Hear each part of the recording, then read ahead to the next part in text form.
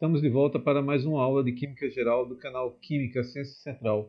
Eu sou João Bosco Paraíso da Silva, professor de Química, e na aula de hoje vamos falar sobre termoquímica.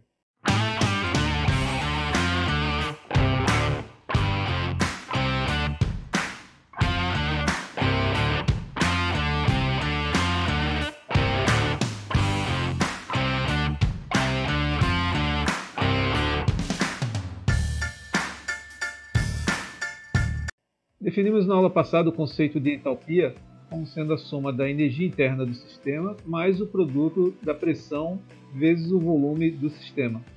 Lembrando que esses três parâmetros, U, P e V, todos eles são funções de estado, portanto a entalpia também é uma função de estado. Vamos definir a termoquímica como sendo o ramo da química que estuda o calor produzido ou absorvido por uma reação química. Porém, cabe aqui uma observação. Não existe um único valor de temperatura e pressão para um processo químico ocorrer. Dependendo do laboratório do pesquisador que esteja executando a reação, ele pode definir uma temperatura e uma pressão de trabalho.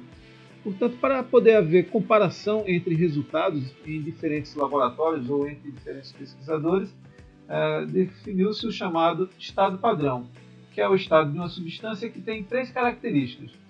A sua forma é pura, a pressão é de um bar e a temperatura é uma temperatura específica qualquer. Muitas vezes as pessoas acham que tem que ser 25 graus Celsius, mas não é necessário. Basta apenas que a temperatura, seja ela qual for, esteja muito clara. Na verdade, a 25 graus Celsius é a chamada temperatura convencional, representada por Tc, 25 graus Celsius ou 298,15 Kelvin. Bem, no sistema internacional, a pressão, que é a razão da força pela área, ela é dada em unidades de Pascal. Pascal é Newton por metro quadrado, que são as unidades de força e de área, ou se lembrar que força é massa vezes aceleração, vai resultar em quilograma metro a menos 1, segundo a menos 2. Bem, já que falamos que no estado padrão a pressão é um bar, a gente cabe aqui definir um bar, ele equivale a 10 a quinta Pascal, e uma atmosfera é equivalente a 101,325 kPa. Portanto, dessas relações, a gente chega à conclusão que um bar ele é 0,987 atmosfera, ou seja, um bar é um pouco menos que uma atmosfera. Bem, quando a gente tem uma reação do tipo 2A mais D dando 3C mais D, eu posso reescrever essa mesma equação como sendo 3C mais D menos 2A menos D igual a zero, onde esses números 3 mais 1 menos 2 menos 1 são os chamados coeficientes estequiométricos da reação. Portanto, numa reação geral, em que você tem as espécies A, B, C e D maiúsculo, com os coeficientes A minúsculo, B minúsculo, C minúsculo e D minúsculo, eu posso representar que isso aqui vai ser um somatório de todas as espécies J, as espécies J aqui são A, B, C e D maiúsculo, multiplicado pelos coeficientes de índice J, onde o coeficiente da espécie C é C minúsculo, o coeficiente estequiométrico da espécie D é D minúsculo, o coeficiente estequiométrico da espécie A é menos A minúsculo e o coeficiente da espécie D é menos D minúsculo. Bom, vamos reescrever isso que acabamos de ver aqui neste novo slide e agora nós estamos em condições de definir a chamada entalpia padrão da reação, ou ΔH da reação. Bom, o ΔH da reação vai ser igual ao somatório em J de todos os coeficientes estequiométricos das espécies envolvidas, multiplicado pelo ΔH de formação dessas espécies. Bem, já vimos que as espécies que estão nos produtos têm coeficientes positivos, enquanto as espécies que estão nos reagentes possuem coeficientes negativos. Então, dessa forma, você pode desdobrar esse somatório como sendo um somatório de todas as espécies J, multiplicando aqui seus coeficientes, pelo ΔH de formação das espécies J que estão nos produtos, menos o somatório pelos seus coeficientes estequiométricos, vezes o ΔH de formação de todas as espécies que estão nos reagentes. Bom, já que para calcular o ΔH da reação é fundamental conhecer o ΔH de formação, é aqui o momento adequado de definirmos o que é a entalpia de formação. A entalpia de formação padrão É uma entalpia de reação, mas de que reação? Da reação de formação de um composto a partir de seus elementos nos estados de referência. E por estado de referência significa a forma mais estável a uma dada temperatura e na pressão de um bar. Já definimos aqui do ponto de vista matemático, que é o ΔH da reação, definimos também em termos de palavras, mas muitas vezes uma figura ela é uma forma rica de nos ajudar a entender um conceito. Portanto, vamos ver aqui nessa figura, temos aqui no eixo Y a entalpia do processo e temos aqui os reagentes e os produtos. E para este caso em particular, definimos que a entalpia dos produtos ela tem um valor aqui menor do que a entalpia dos reagentes. Portanto, na transformação de reagentes a produtos, você vai ter aqui uma variação negativa da entalpia dessa reação. Muito bem, acontece que para conhecer este valor da entalpia da reação, eu preciso conhecer quanto é que é este valor aqui da entalpia do reagente e este aqui de baixo dos produtos. Foi por isso que definimos a entalpia de formação dos produtos como sendo a energia necessária para formar os produtos e a entalpia de formação dos reagentes, a energia necessária para formar os reagentes. Mas, para poder conhecer a altura dessas setas aqui em verde, eu preciso ter um valor aqui para esse estado de referência. E vamos atribuir a entalpia de formação dos elementos como sendo igual a zero. Agora preste atenção. Quando a gente fala de elementos, cuidado para não confundir átomo com elemento. Na verdade, um elemento é uma substância formada por átomos do mesmo número atômico.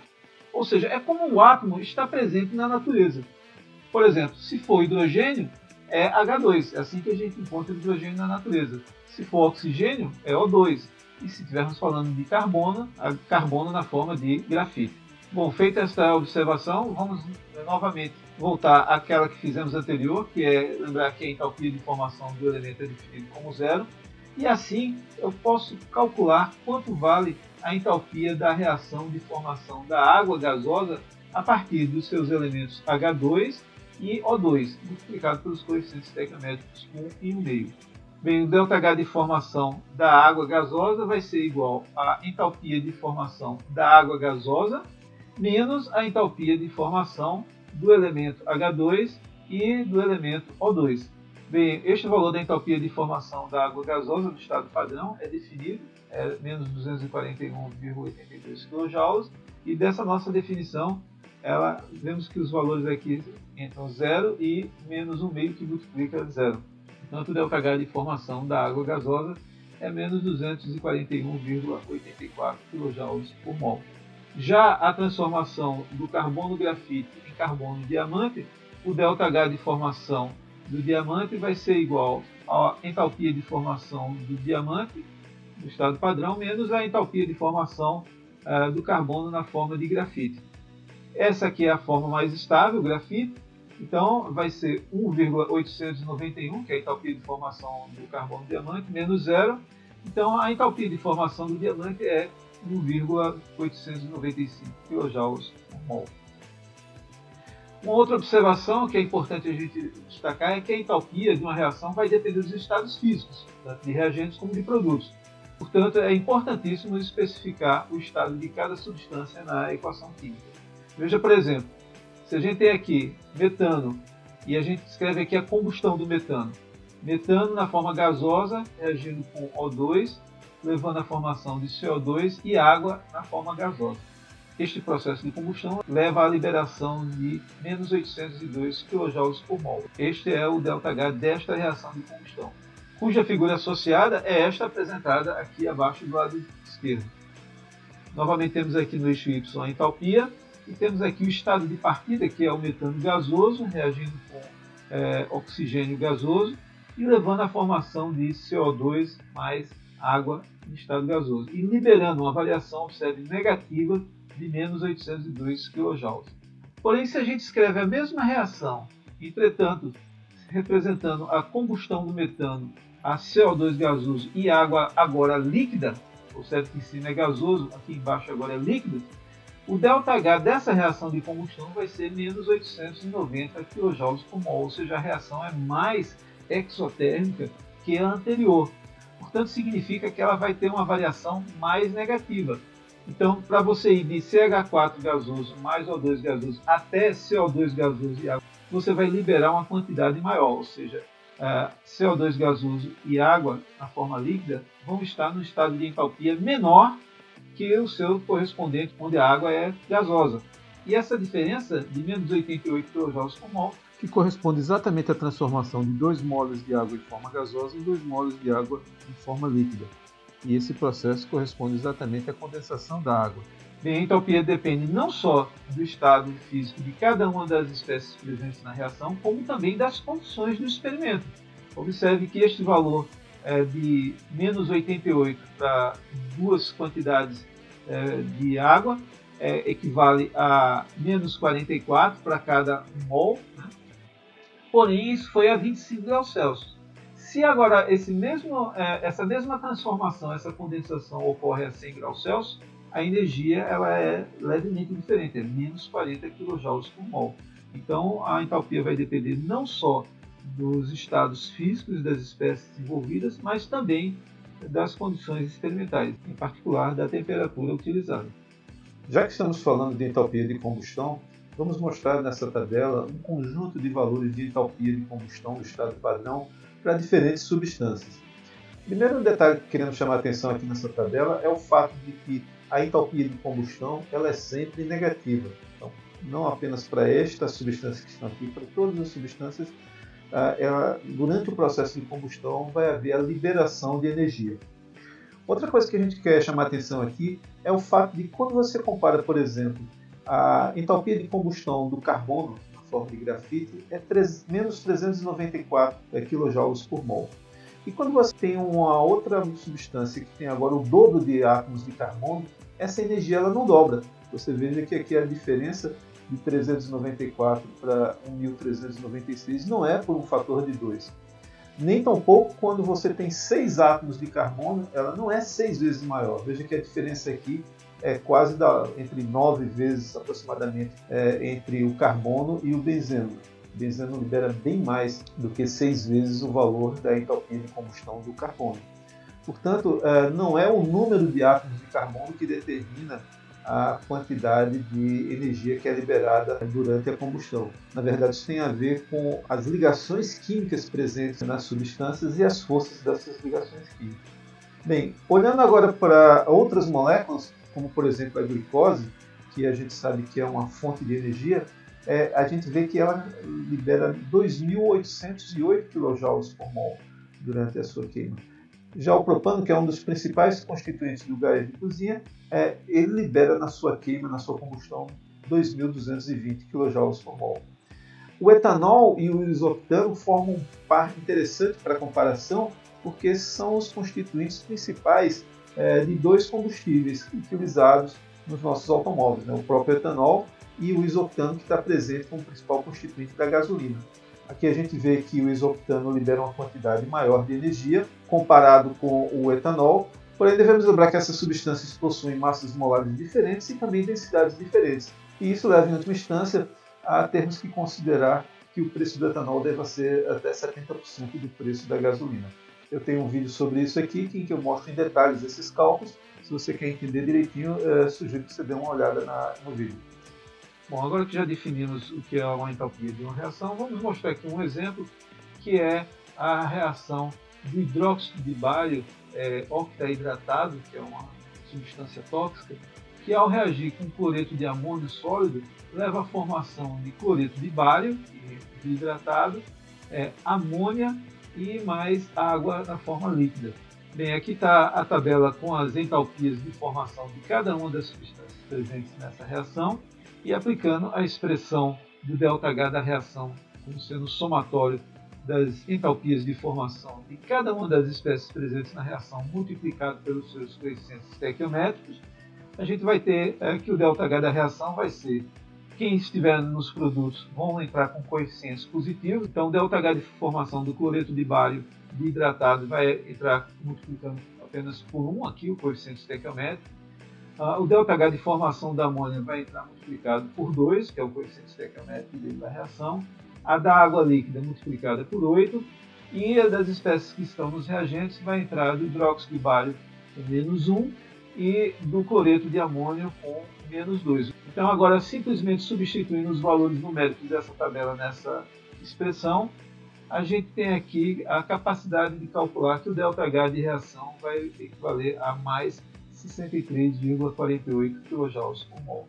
Então essa reação aqui é uma reação que a gente diz ser uma reação endotérmica, né, que absorve energia na transformação de reagentes a produtos. Bem, vamos falar aqui de um conceito importante, que é a chamada lei de Hess, que nos diz que a entalpia total da reação ela é uma soma das entalpias de reação das etapas em que a reação pode ser dividida. Ou seja, se você olha do ponto de vista de uma figura, se você vai de reagentes a produtos, você pode eventualmente, antes de chegar a produtos, ir a estados intermediários, como este primeiro, né? Então você vai gastar uma certa energia para chegar neste estado intermediário. Pode haver a liberação de energia para ir para um outro estado intermediário antes de ir ao produto final da reação. Então o que a lei de Hess nos garante é que a entalpia de transformação de reagentes a produto é a soma de todas essas entalpias dessas etapas intermediárias em que a reação foi dividida. Por exemplo, se você deseja calcular qual é a entalpia envolvida na reação que envolve carbono sólido na forma de grafite reagindo com oxigênio gasoso para gerar CO2 gasoso, você não conhece qual é a entalpia desta transformação, porém, se você conhece a entalpia das reações de carbono-grafite reagindo com 1,5 de O2 para levar à formação de CO, com uma variação de entalpia de menos 110,5 kJ por mol, e conhece também a energia envolvida na transformação de CO gasoso com 1,5 de O2 em CO2 gasoso, e sabe que é este o valor da entalpia dessa reação, menos 283 kJ por mol, você pode construir a reação global como uma soma dessas reações que são aqui informadas. Então repare só, se você tem carbono na forma de grafite, ele está no reagente, então você vai tomar a equação 1, do jeito que ela está escrita, e observando que CO2 está nos produtos, e aqui embaixo o CO2 aparece na segunda reação também nos produtos, então vai bastar simplesmente somar a primeira e a segunda reação. Então a lei de Hess, neste caso, vai dizer que a reação total é apenas a sequência soma das reações 1 e 2. Então se você soma as reações 1 e 2, você vai ter aqui o cancelamento CO com CO, ou seja, o CO que é formado nessa reação, ele vai ser consumido nessa de baixo, e o que você vai ter vai ser simplesmente carbono grafite, mais 1,5 de O2 com 1,5 de O2, vai dar O2, e nos produtos apenas CO2. Então, somando essas duas energias aqui, você vai ter que essa reação que você deseja, ela vai liberar, na verdade, menos 393,5 kJ por mol. E observe que, na verdade, esta reação é a formação do CO2 a partir de seus elementos, O2 e carbono na forma de grafite. Portanto, este valor aqui corresponde exatamente ao ΔH de formação do CO2. Ok, então vamos fazer mais um exercício para fixar esse conteúdo. A questão fala, calcule a entalpia da reação para a formação de cloreto de alumínio anidro, que é dado abaixo, está escrito em negrito, e são dadas algumas informações sobre as entalpias de algumas reações, na verdade de 4 reações. Então veja só, pretendemos obter a entalpia da reação acima, que está em negrito, baseado nessas informações. Então precisamos ajustar essas equações para representar a equação global que está solicitada na questão. Vamos começar observando que na equação 1 temos 2 molos de alumínio, tal como requer a equação acima. Então a equação 1 vai ficar do jeito que está. E agora a gente precisa olhar que na equação precisamos de cloro, mas são 3 molos de cloro. E temos cloro gasoso na terceira equação, mas só que aqui nesse caso vamos precisar multiplicá-la por 3. Então vamos multiplicar toda a reação, inclusive multiplicando também o ΔH desta reação 3. Agora veja só, multiplicando por 3 essa equação 3, vai surgir aqui 6 moles de HCl gasoso. E HCl gasoso está na equação 2. Então vamos precisar pegar a equação 2 e multiplicá-la por 6. Então vamos ter aqui 6 moles de HCl gasoso. Então o que vai ser formado aqui nesta etapa de 6 moles de HCl gasoso vão ser consumidos na etapa seguinte. E por último, vamos precisar de cloreto de alumínio sólido do lado direito.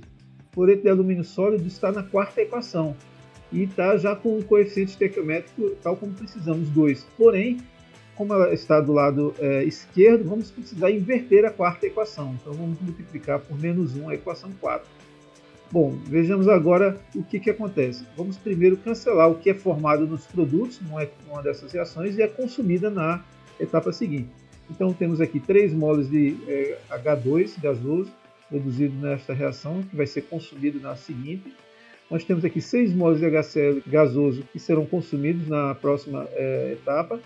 E por fim vamos cancelar aqui os HCls, né? 6 HCl e 6 HCl aquoso. E também os cloretos de alumínio na forma aquosa vão ser cancelados. De forma que quando somarmos os termos remanescentes, obteremos exatamente a equação acima que desejamos. E agora vai ser apenas aqui o ΔH, uma questão de somar todos esses valores para obter o valor de 1.406,8 kJ. Então dessa forma está resolvida a questão.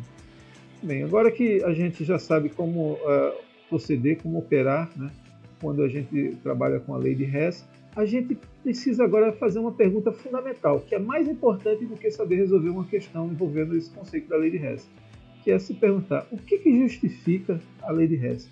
Qual é o princípio que permite que você divida uma reação completa em várias etapas e manipule essas etapas de tal forma a obter a equação completa e, portanto, o seu ΔH. Bem, vocês já sabem, já viram, inclusive foi o nosso primeiro slide da aula de hoje, é o fato que a entalpia é uma função de estado, portanto, sua variação não depende do caminho utilizado. Então, eis a razão que justifica a lei de Hess. Vamos falar agora da entalpia de alguns processos de mudanças de fase. E veja, por exemplo, aqui temos a água sólida representada aqui nessa figura, né, com uma estrutura ordenada. E ao aquecer, ela vai se transformar em água líquida. E aqui você tem as moléculas de água. Cada esfera dessa representa uma molécula de água. A gente percebe aqui o movimento dessas moléculas, né, e uma maior desordem aqui dessa estrutura, né, comparado com a anterior. Nesse caso, a variação de entalpia desse processo, que é a fusão, a transformação do sólido em líquido, vai ser a entalpia do estado final, que é a água líquida, menos a entalpia da água sólida. E o valor dessa entalpia de fusão é 6 kJ por mol. Ou seja, 6 kJ para cada mol de água. Bom, a gente sabe que o número de mols é massa sobre massa molar, e, portanto, a gente pode determinar aqui qual é a massa envolvida em um certo número de moles. Basta apenas multiplicar pela massa molar. No caso aqui, a massa que vai estar presente em 1 mol, é só pegar 1 mol e multiplicar por 18 gramas por mol, que é a massa molar da água. E que a gente vai obter aqui o valor de 18 gramas. Então são necessários 6 kJ de energia para fundir 18 gramas de água a 0 graus Celsius, que é a temperatura de fusão. Vamos falar agora da mudança de fase, que é a evaporação, a transformação do líquido em gás. E aqui o ΔH do processo de vaporização, né, de evaporação ou vaporização, é a entalpia do estado final, a água gasosa, menos a entalpia molar da água na sua forma inicial, que é a sua forma líquida. E a entalpia envolvida nesse processo é 40,7 kJ por mol. Bem, aqui nessa figura do lado direito, a gente tem aqui como se comporta a energia no eixo Y em função da separação intermolecular das moléculas de água entre as diferentes fases. Na fase condensada, você tem aqui as moléculas coesas, então isso representa um estado de entalpia menor do que quando elas estão na forma de gás, que elas estão mais separadas. E essa diferença de energia é a energia necessária para você separá-las, ou seja, é a entalpia de vaporização. Bem, temos aqui uma tabela com várias entalpias de fusão e evaporação de várias substâncias e os seus correspondentes pontos de fusão e de ebulição. Nesta tabela chama a nossa atenção aos valores dos ΔH de fusão e de evaporação no estado padrão. Observe que para a acetona, por exemplo, o ΔH de fusão é 5,72 kJ por mol, enquanto que o ΔH de vaporização é bem maior, 29,1. E o mesmo é verdadeiro para todas as outras substâncias. Sempre o ΔH de evaporação ele é maior que o ΔH de fusão. Isso tem a ver com as mudanças relativas das estruturas do sólido e do líquido, que são muito menores que comparado às diferenças entre as estruturas do líquido e do gás, em que há uma separação muito maior neste último caso. Assim, sempre se espera que o ΔH de evaporação vai ser bem maior do que o ΔH de fusão. Uma outra mudança de fase interessante é a chamada sublimação, em que há a passagem direta do sólido para o vapor. Vamos tomar como exemplo a molécula de água, e nesse caso, essa figura ao lado nos ajuda a perceber que entre o sólido e o vapor, nós sabemos que existe um estado intermediário, que é o estado líquido, e que as energias envolvidas nessas transformações do sólido para o líquido é o ΔH de fusão, e da passagem do líquido para o vapor corresponde ao ΔH de vaporização. Portanto, a chamada entalpia de sublimação ela vai ser a soma do ΔH de fusão com o ΔH de vaporização, ou seja, todo este valor aqui em verde.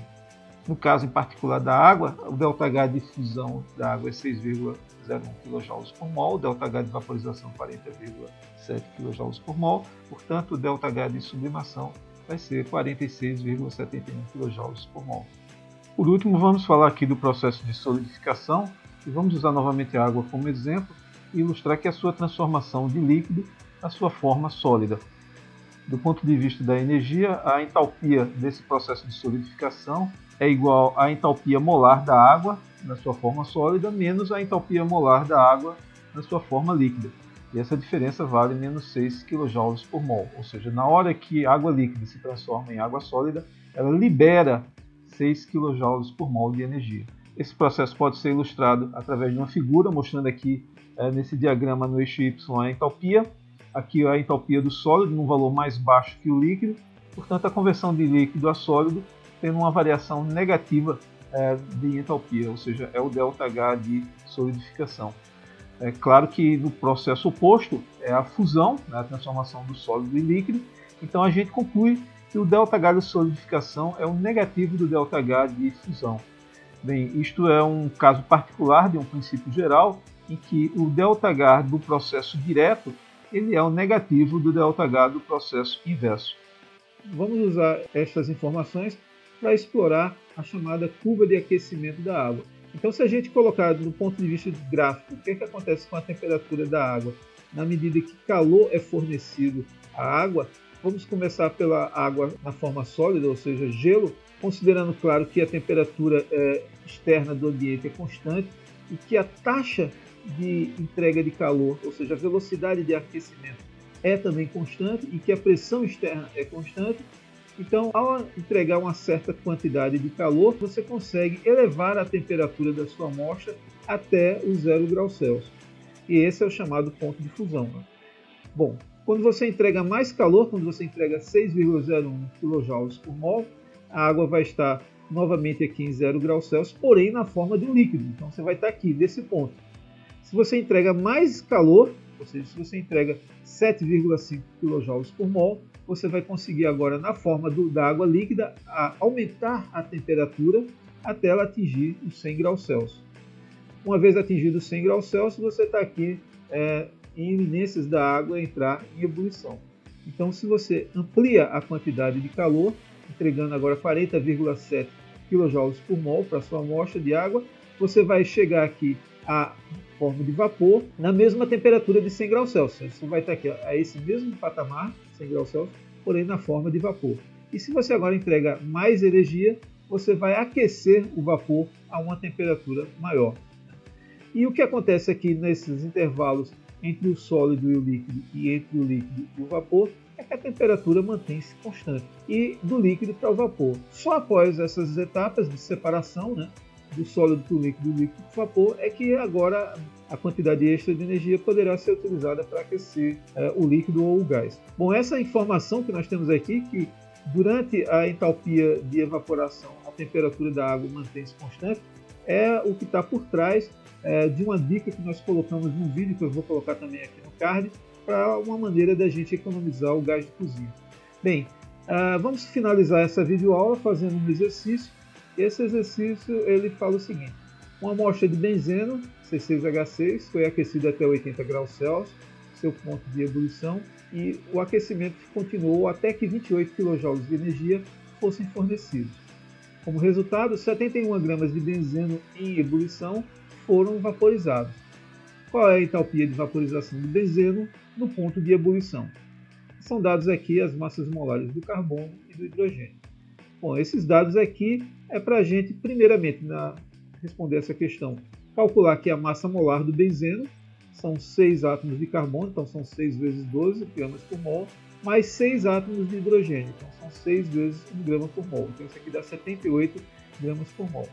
Bem, no enunciado da questão fala que o aquecimento continuou até que 28 kJ de energia fossem fornecidos e, como resultado, 71 gramas de benzeno em ebulição foram vaporizados. Então, 28 kJ de energia levaram à evaporação de 71 gramas de benzeno. Bom, neste caso, se a gente quer saber qual é a entalpia de vaporização do benzeno, a gente precisa saber qual é a energia que vai ser necessária, que é justamente a entalpia de vaporização, para evaporar 78 gramas de benzeno, que é a quantidade em massa presente no mol de benzeno. Então é só fazer essa regra de 3 e chegar à conclusão que o ΔH de vaporização do benzeno é 30,8 kJ por mol. Bem, portanto é isso, pessoal, para a aula de hoje. Espero que vocês tenham gostado e nos vemos numa próxima videoaula. Um forte abraço!